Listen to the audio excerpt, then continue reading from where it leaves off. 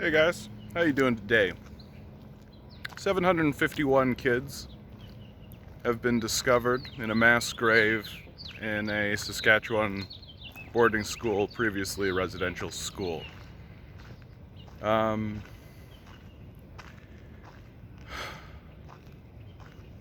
What can be said?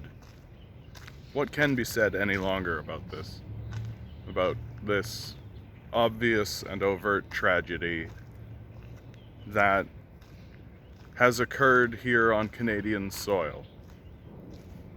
We've just begun this process. We've just begun this process of exhuming these mass graves, of discovering our lineage and discovering our heritage as Canadians and what it means to be a colonial force in the world. And while we are exhuming these mass graves, we are being confronted by the obvious and overt racists who previously we thought might have some credibility. And I am speaking very specifically about anyone who denies the existence of systemic racism at this stage in the game has lost all credibility to be a public speaker, has lost all credibility to be taken seriously on the national stage.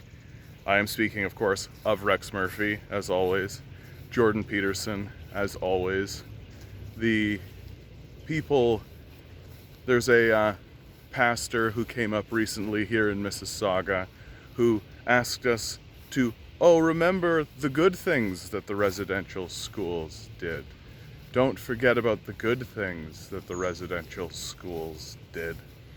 Meanwhile, we're getting reports of people who went into the residential schools as they were happening as far back as 1910, saying that the mortality rate in the residential schools was as high as 70%. That 70% of the kids that went into the residential schools died there. And I'm supposed to turn around and believe for one moment that we do not live in a systemically racist country. I'm supposed to believe that, we shut down the residential schools, but the foster care system has more kids in it than the residential school system did. And I'm supposed to believe that Canada is not a systemically racist country. The delusion and the lies make it harder. The delusion and the lies make it more difficult for us to actually contemplate and comprehend what has happened. If you're one of the people who reach this point and bump out, please be sure to like, share, subscribe. We need to be talking about these kinds of things, and we need to be talking about them from the leftist perspective.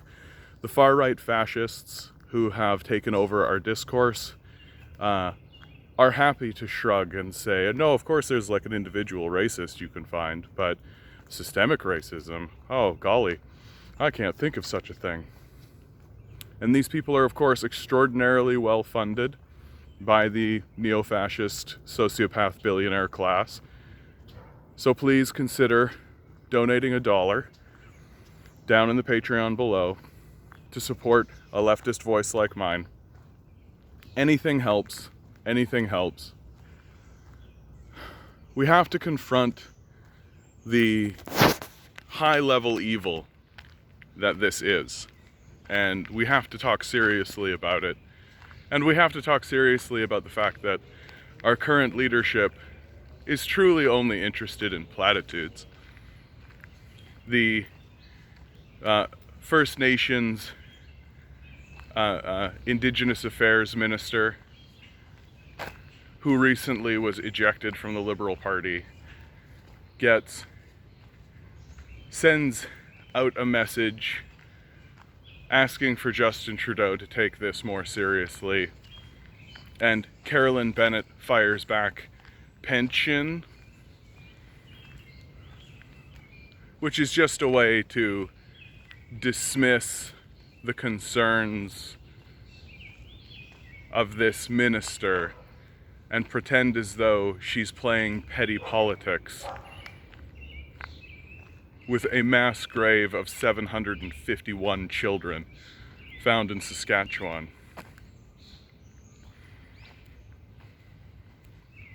Because that's all that white culture can actually do. And that's all that our capitalist culture can actually do. We don't actually, our leaders and our rulers don't actually have the capacity for compassion or empathy. They don't actually have the capacity for these emotions or these feelings or these states of beings. They know that they exist because they've heard of them and they're aware of how to manipulate them, obviously, but they certainly don't actually have the capacity for these emotions. The sociopath class is very interested in having us ignore these graves until they can find a way, of course, to package the sorrow and the grief and the misery that surrounds these, until they can find a way to package those emotions and sell us a product. And then they will do so gleefully and energetically, because that's what capitalism truly does.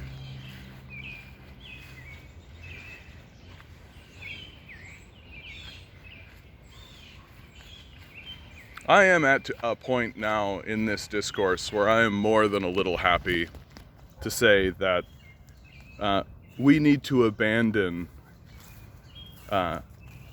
literally every single person who is involved at all in any way with the Conservatives and the Liberal Party.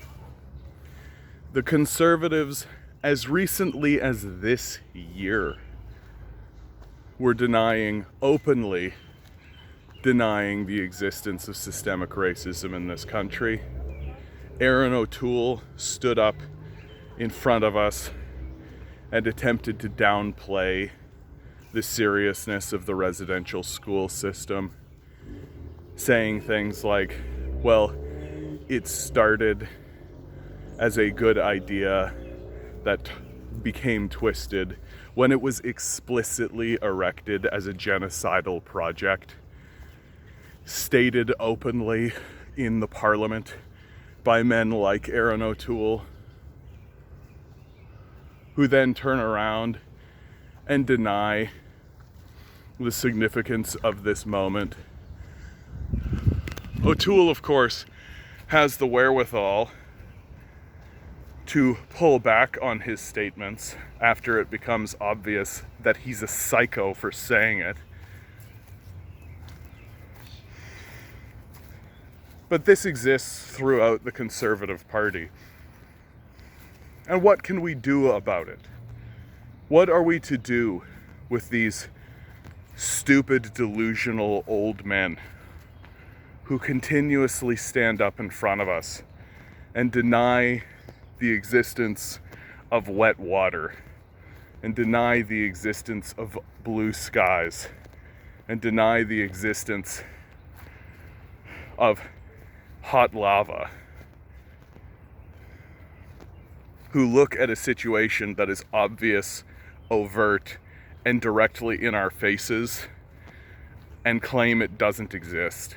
What are we to do as these people go to the ballot boxes and continuously vote in order to maintain this genocidal system of racial suppression, which still exists in our society, which we still focus on, which we still enact?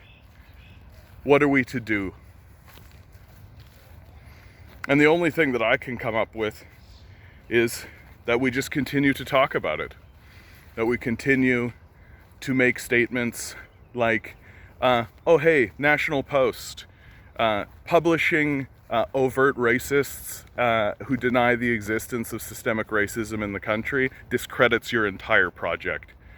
As far as I'm concerned, the National Post is a far-right, neo-fascist rag, and should be considered as such, publishing counterpoint articles only in a pale attempt to maintain intellectual credibility, which they have lost completely. We are going to continue exhuming graves. The body count will only climb.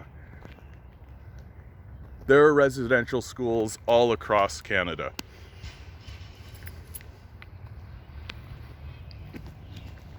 It will only become more and more obvious as more and more information comes out that what we have embarked on as a citizenry is a project of mass genocide that we did purposefully, that we did intentionally, that we did with our eyes wide open, and now the losers among us are trying to pretend as though it didn't happen, or are trying to pretend as though it was an accident or a mistake or an error, instead of confronting the genuine fascism that exists within themselves, instead of confronting the truth, which is, if we can do it then, we can do it now. We need to abandon the conservatives and we need to abandon the liberals. The liberals do a great job of mouthing platitudes and bobbing their head and pretending like they care, when the reality is they don't care at all. Why do you think they've done absolutely nothing about the Truth and Reconciliation report? 52 recommendations. They've moved forward with 9. It's an embarrassment. We should be embarrassed by it if we're capable of such emotions, if we're capable of such things.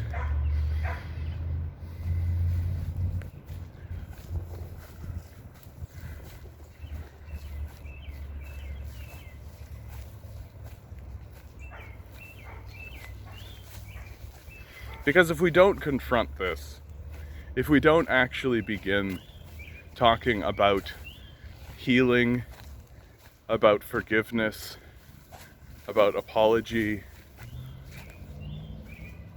then it is a wound that will fester.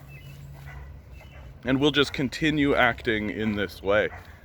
And we'll continue looking into the world as a place for us to exploit and destroy and dominate. And we'll cease to recognize when individuals stand up and call for a bloodletting. We'll cease to recognize the deep and dark evil, the poison that lies within this way of thinking. And we'll just continue to go along with it. We'll just continue to go along with it until we find ourselves erecting yet another institution, yet another organization, yet another place where we can hide people away and then ultimately bury them in mass graves.